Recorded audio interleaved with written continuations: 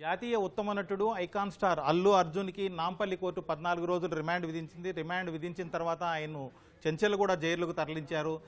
ఈ నెల 4వ తేదీన పుష్ప 2 ప్రీమియర్ షో సందర్భంగా సంధ్యా థియేటర్ దగ్గర జరిగినటువంటి తొక్కిసలాటలో ఒక మహిళ మృతి చెందడం, అలాగే ఒక బాలుడు అస్వస్థతకు గురవడం, అతను ఇప్పటికీ హాస్పిటల్లోనే ఉండడం.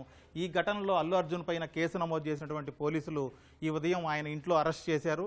ఇంటి నుంచి నేరుగా చిక్కడపల్లి పోలీస్ స్టేషన్ తీసుకెళ్లారు. పోలీస్ స్టేషన్లో 2 గంటల పాటు విచారించారు.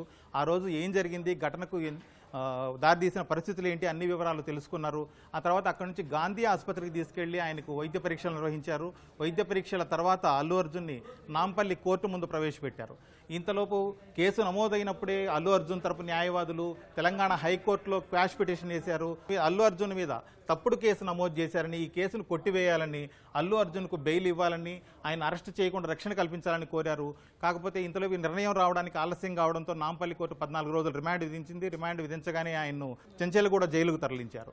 అల్లు అర్జున్ అరెస్ట్ విషయం తెలిసి వేలాది మంది అభిమానులు తెలుగు రాష్ట్రాల్లోని వివిధ ప్రాంతాల నుంచి హైదరాబాద్ నాంపల్లి కోర్టు వరకు చేరుకున్నారు. అక్కడ అల్లు అర్జున్కు అనుకూలంగా నినాదాలు చేస్తూ ఉన్నారు. అలాగే అల్లు అర్జున్ కుటుంబ సభ్యులు, అలాగే అల్లు అర్జున్కు సంబంధించిన సన్నిహిత నిర్మాతలు వీళ్ళందరూ వచ్చి అల్లు అర్జున్కు సంఘీభావం తెలిపారు. అల్లు అర్జున్ అరెస్టు అక్రమమని, ఆయనకు వెంటనే ఉపశమనం కల్పించాలని హైకోర్టులో ఇప్పటికీ క్వాష్ పిటిషన్ మీద వాదనలు జరుగుతున్నాయి.